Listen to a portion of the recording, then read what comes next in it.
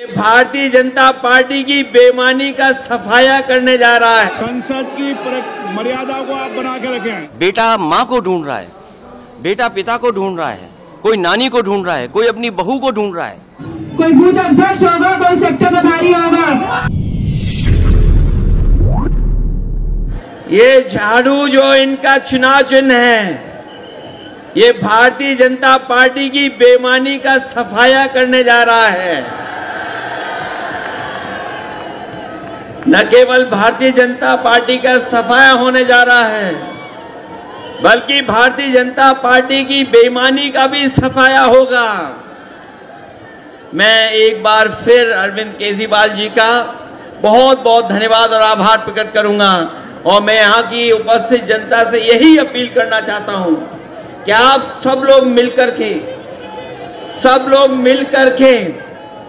Bharatiya Janata party का सफाया करिए। एक एक वोट चुनाव चिन्ह झाड़ू के पक्ष में डालिए, और आपका वोट खराब नहीं होना चाहिए।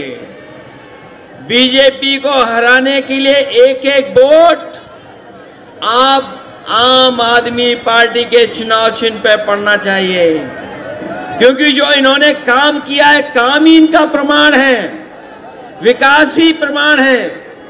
जो स्वास्थ्य के क्षेत्र में काम किया है, जिस तरह से इंतजाम किया है स्वास्थ्य क्षेत्र में, जिस तरीके से शिक्षा को बेहतर बनाने का काम किया है, जिस तरीके का बिजली का जो हमारे गरीबों की मदद करने का काम शुरू हुआ है, जो पानी की सुविधा का इंतजाम हुआ है, ये न केवल देश में बल्कि दुनिया में ये उदाहरण बना है। लोग इस मॉडल की स्टडी करना चाहते हैं, स्टडी कर करके अपने यहाँ लागू करना चाहते हैं। सदस्यगण, बजट के बाद राज्यपाल अभिभाषण में आपको पर्याप्त अवसर दूंगा।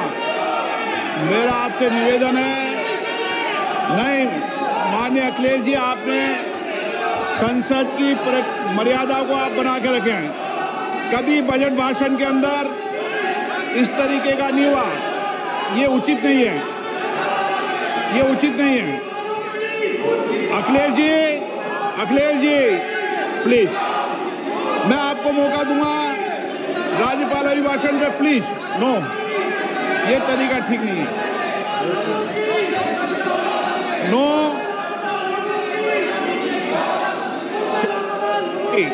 राज्यपाल अभिभाषण पर चर्चा होगी। नो तरीका। आज बजट आ रहा है, बजट मायूस ना करे, बजट आम लोगों को मायूस ना करे। बजट से महत्वपूर्ण है, अभी भी कुंभ में लोग अपने मोबाइल पे तस्वीर लेकर के, लोग खोया पाया केंद्र को पर जाकर के, और जगह जगह लोग जा रहे हैं और अपनों को ढूंढ रहे हैं। बेटा माँ को ढूंढ रहा है, बेटा पिता को ढूंढ रहा है, कोई नानी को ढूंढ रहा है, कोई अपनी बहू को ढूंढ रहा है। ये जो स्थिति है, और उस समय तब आप बजट ला रहे हैं, कम से कम इस पे ये बात साफ करे सरकार, क्योंकि कुंभ में मुख्यमंत्री जी ने न जाने कितनी बार जाकर के डुबकी लगाई है।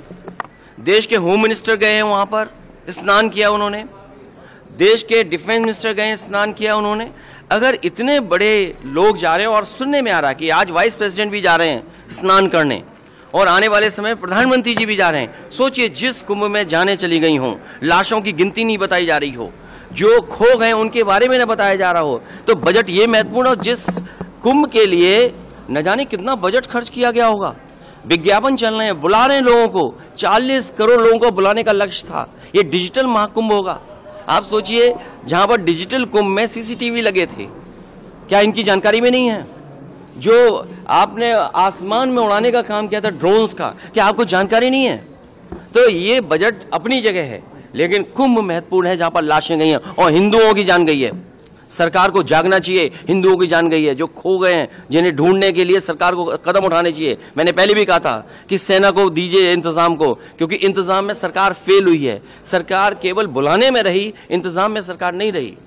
और शाही स्नान पहली बार ऐसा हुआ, साधु संतों ने मना कर दिया कि हम शाही स्नान नहीं करेंगे। उनको छिपाने के लिए फूल वर्षा की गई, जिससे कि संत लोग जान जाएं कि किसी की जान नहीं गई है। लाशें अभी भी हैं, आइडेंटिफाई नहीं हुई हैं। सूची आपके पास भी नहीं है। अगर आप भी मांगना चाहो, सूची नहीं दे रहे हैं, बताइए आप बजट ला रहे हो, लेकिन महाकुंभ जिसको दुनिया में आपने प्रचार किया, दुनिया से लोग आए, उसमें जान चली गई, उसकी गिनती नहीं है आपको।